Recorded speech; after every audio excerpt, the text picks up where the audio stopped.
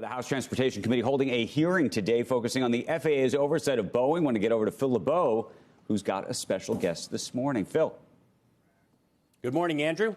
Mike Whitaker. Good to see you, Phil. FAA Administrator. We're going to talk about your testimony on Capitol Hill in just a little bit, but Great. I think a lot of people want to know, where do things stand with your investigation into Boeing's safety culture? Have you guys established sort of what's the root cause of some of the problems that we've seen? Well, we don't know yet, but we're in the middle of an audit, a 6-week audit that's been going on at Boeing. So we're looking at the production system from nose to tail, wingtip to wingtip, to really understand where there might be faults in the system and how do we address those. You said last week that Boeing cannot increase production for the 737 MAX beyond 38 per month, where they are at right now. How long do you think it stays at 38 per month? Or when do you say, we're confident that you've made the changes necessary? Well, that'll change when we've got our arms around the situation. We understand where these faults are, and we're convinced that this is a safe production system. All we want is for Boeing to make safe airplanes, and then they can produce as many as they can produce. You know that their previous guidance was to get to 50 per month by 2025, 2026. And last week I talked with Dave Calhoun.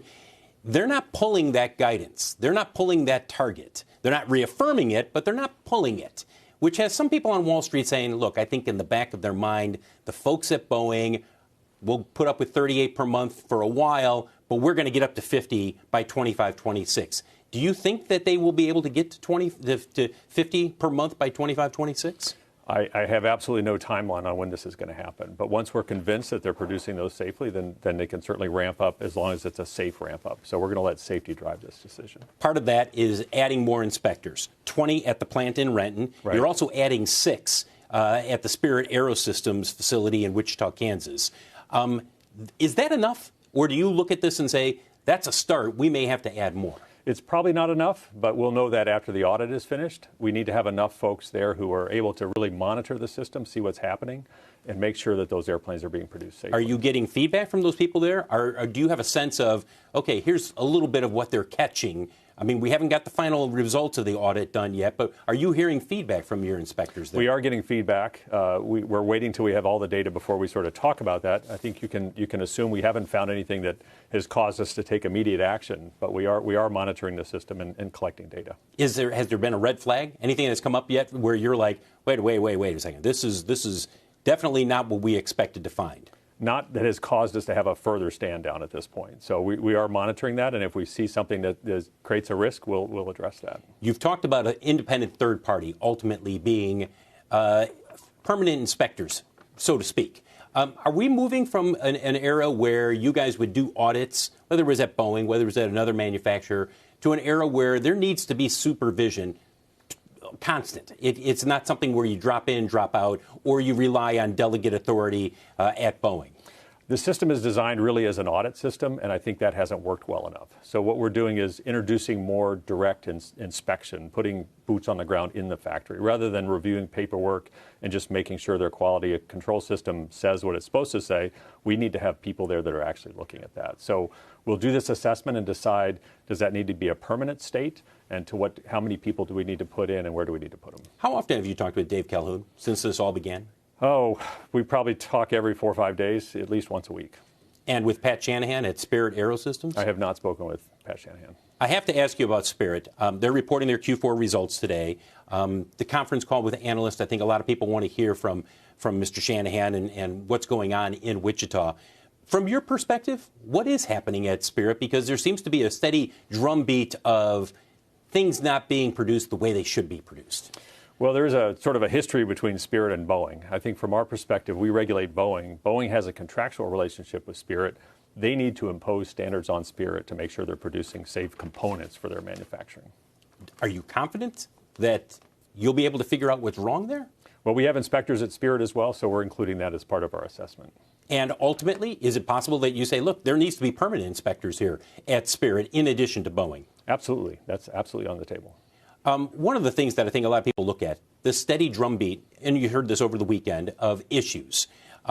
This one is not a flight of safety issue with the 737 MAX that came out over the weekend, but it has more than a few people saying, should I feel comfortable with the aircraft that Boeing is building? What would you say to the general public when they hear these headlines on a regular basis? I think if the aircraft is certified and it's built according to that specification, then it's a safe aircraft. And I think what we've seen here is there are production problems. What we saw on January 5th, it identified two issues. There was an issue with the plug door, which we dealt with sort of with one work stream. And then it just raises issues about the production at Boeing, what's going on. There have been a series of problems over the last few years, and we just need to get our arms around that. Can you fix the culture? Well, it's their job to fix the culture, but we're going to make sure it's fixed and they're producing safe airplanes. A couple last questions here. We're heading into what's going to be a very busy summer season. We have to obviously get through the spring, ramp up in flights, but there's more than a few people who are concerned about the congestion in certain markets, whether or not there is enough air traffic controllers. The New York City area is a good example of it. Should we expect to see the same level of air traffic at some of these congested markets, or are you starting to see the pipeline kick in a little bit when it comes to the air traffic controller situation? So hiring air traffic controllers is a top priority. Even with the Boeing incident that has gone on, it remains our top priority.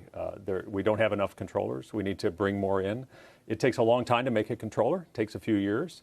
So we want to open that pipeline as quickly as possible and really start ramping up controller hiring to make sure we have adequate staffing to prevent these kind of delays that you've seen in the Northeast Corridor. I saw your letter yesterday in regard to the retirement age for pilots. You don't believe that it needs to be raised, correct? What we've said is we think we need to have data. The retirement age is set by Congress. If it's going to change, we need to understand what that means and how to approach it. One last question here, and then we'll send it back to the studio.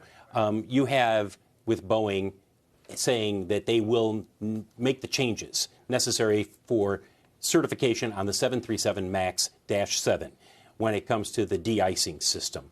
But that is only for the 7 that's coming in, that they'll come up with an engineering solution. They still rely on the pilots right now for some of the other MAXs to flip off the switch at the key moment. Is it possible that you say, let's go back and see if we have a permanent solution in terms of not just for the 7, but for all the MAXs? Well, there needs to be a permanent solution for all the MAXs. I think what normally happens is when you have a new aircraft, there are issues that come up and you have airworthiness directives. It'll happen dozens of times with a new aircraft.